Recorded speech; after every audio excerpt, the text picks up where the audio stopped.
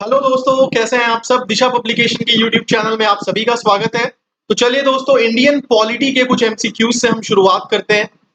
Consider the following statements regarding the vice president of India.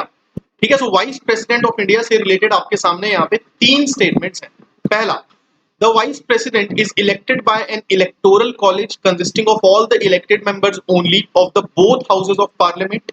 Vice President may be re-elected to the office for maximum 3 times. Hamid Ansari is the first Vice President so far to get elected for more than one time to the office. तीन statements यहाँ पे आपके सामने हैं। आपको बताना है कि इनमें से गलत कौन सा है, इनकरेक्ट कौन सा है। तो दोस्तों, वाइस प्रेसिडेंट कितने भी बार री इलेक्ट हो सकता है, कोई ऐसी लिमिट नहीं है 2 बार 3 बार 4 बार की। ठीक है, जितने बार भी चाहे वो री इलेक्ट हो सकता है।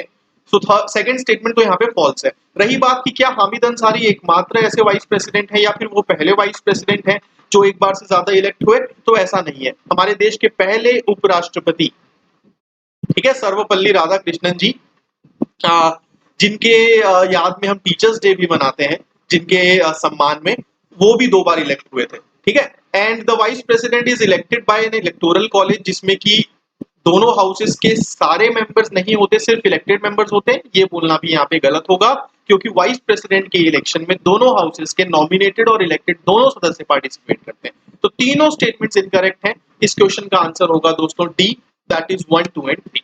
चलिए, क्वेश्चन नंबर 2 आपको बताना है कि इनमें से कौन सा स्टेटमेंट करेक्ट है regarding the advisory jurisdiction of the supreme court. ठीक है, सुप्रीम कोर्ट के एडवाइजरी जुरिस्डिक्शन से रिलेटेड।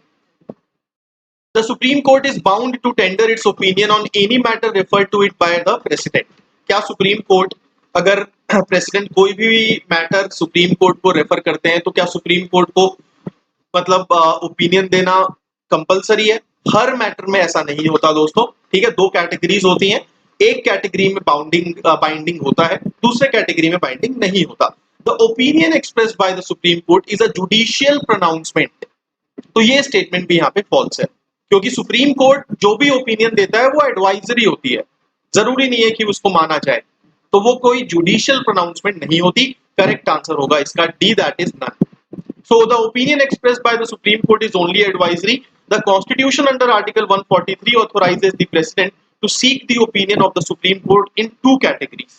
ठीक है, 2 कैटेगरीज में बेसिकली ये चीज होती है। एक में सुप्रीम कोर्ट के लिए बाइंडिंग होता है, दूसरे में सुप्रीम कोर्ट के लिए बाइंडिंग नहीं होता। चलिए, question number 3, article 19 can not be suspended when national emergency is imposed on grounds of war. ये स्टेटमेंट यहाँ पे फॉल्स होगा, क्योंकि आर्टिकल 19 सस्पेंड हो सकता है जब नेशनल इमरजेंसी वॉर के ग्राउंड में इंपोज्ड हो। देखिए, 2 तरीके की इमरजेंसी होती है, इंटरनल, एक्सटर्नल। एक्सटर्नल यानी कि वॉर या फिर एक्सटर्नल एग्रेशन के ग्राउंड्स में अगर इमरजेंसी लगी हो, तो जब भी बाहरी कारणों की वजह से इमरजेंसी लगती है, आर्टिकल 19 सस्पेंड हो सकता है। Financial emergency has been declared only one so far in 1991। ये गलत होगा, आज तक फाइनेंशियल इमरजेंसी कभी डिक्लेयर नहीं हुई है। तो दोनों स्टेटमेंट यहाँ पे इनकरेक्ट होंगे। करेक्ट आंसर होगा इसका C. Question number 4, the parliament can establish a joint state public service commission for 2 or more states. 2 statements आपके सामने हैं। Parliament can establish this JSPSC whenever Rajya Sabha passes a resolution. तो दोस्तों, पार्लियामेंट JSPSC तब establish करता है जब वो 2 राज्य रिक्वेस्ट करते हैं। राज्यसभा रिजोल्यूशन पास करने का इसमें कोई प्रावधान नहीं है। Chairman and members of JSPSC are appointed by the president. Second statement यहाँ पे करेक्ट होगा। करेक्ट आंसर इसका होगा only 2, that is B. The concept of equality before law is of American origin, whereas equal protection of law is of British origin. Rule of law is a basic feature. तो rule of law तो basic feature है। ठीक है, second statement सही है। अब आते हैं पहले स्टेटमेंट में कि क्या इक्वालिटी बिफोर द लॉ का कॉन्सेप्ट अमेरिकन ओरिजिन है और equal protection of law British origin है। गलत, उल्टा है। Equality before law British origin है, equal protection of law American origin है। सो करेक्ट आंसर होगा इस क्वेश्चन का B. Which of the following statement is or are true regarding the Attorney General of India? He or she is the highest law officer of the country. बिल्कुल सही बात है। Attorney General of India देश का सबसे बड़ा law officer होता है, ये मान लो। Advocate general of the state उस राज्य का सबसे बड़ा लॉ ऑफिसर होता है। He or she can be removed by the president on same grounds and in the same manner as a Supreme Court judge. So दोस्तों, अटॉर्नी जनरल को same ground और same manner as a supreme court जज remove नहीं किया जाता, क्योंकि attorney general pleasure of the president office hold करते हैं। प्रेसिडेंट जब चाहे रिमूव कर सकते हैं, ठीक है, तो ये चीज ध्यान रखिएगा। He must be a person who be qualified to be appointed as a Supreme Court judge। Third statement यहाँ पे सही है, करेक्ट आंसर होगा इसका। सेकंड स्टेटमेंट यहाँ पे false. Question number 7, the chairman and the deputy chairman of the Rajya Sabha are not the members of the house. गलत statement है ये। चेयरमैन मेंबर नहीं होता, लेकिन डिप्टी चेयरमैन मेंबर होता है।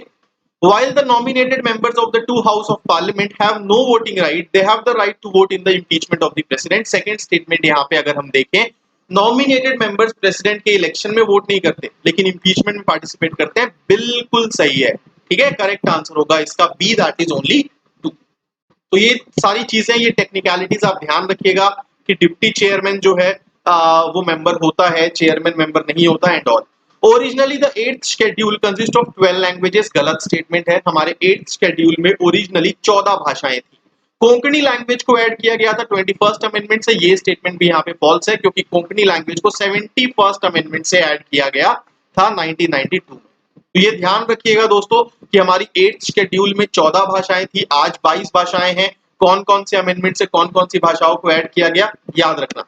क्वेश्चन नंबर 9, 3 स्टेटमेंट्स है। Montagu Chelmsford reforms authorize the provincial legislatures to enact their budget. बिल्कुल करेक्ट है, मोंटेग्यू चेम्सफोर्ड रिफॉर्म्स ने ऑथोराइज किया था। Indian council act of 1861 give recognition to the portfolio system. ये पहले भी डिस्कस किया हुआ है, ये भी सही है। Government of India act 1858 created council of India headed by the viceroy. ये गलत होगा, क्योंकि इस एक्ट ने जो काउंसिल ऑफ इंडिया क्रिएट किया था उसके हेड वाइसरॉय नहीं थे, सेक्रेटरी ऑफ स्टेट थे। सो करेक्ट आंसर होगा इसका डी, दैट इज 1 and 2। आखिरी सवाल दोस्तों, लोकसभा स्पीकर से रिलेटेड। ही और she is the principal spokesman and leader of the house. Principal spokesman है, लेकिन लीडर ऑफ द हाउस तो पीएम होता है ना, तो पहला स्टेटमेंट फॉल्स है। ही और she derives his powers and duties only from the constitution. देखो, स्पीकर को सिर्फ कॉन्स्टिट्यूशन से ही पावर मिली है ऐसा नहीं है, ठीक है, लोकसभा के रूल्स भी हैं, बहुत सारे कन्वेंशंस भी हैं जहां से स्पीकर को पावर मिली है। ही और she can with the prior permission of the president suspend the meeting of house in absence of a quorum. ये भी गलत है। अगर कोरम नहीं है, यानी कि मिनिमम नंबर ऑफ सिटिंग नहीं है, तो लोकसभा स्पीकर मीटिंग सस्पेंड कर सकता है। प्रेसिडेंट की प्रायर परमिशन की जरूरत नहीं होती। तीनों स्टेटमेंट फॉल्स हैं, करेक्ट आंसर होगा इसका। तो दोस्तों, आज का ये वीडियो हमारा यहीं समाप्त होता है। उम्मीद करता हूं आप सभी से कि आप प्रीलिम्स की रिवीजन अच्छे से कर रहे होंगे, और सब्सक्राइब करना ना भूलें दिशा पब्लिकेशन के इस यूट्यूब चैनल को। धन्यवाद।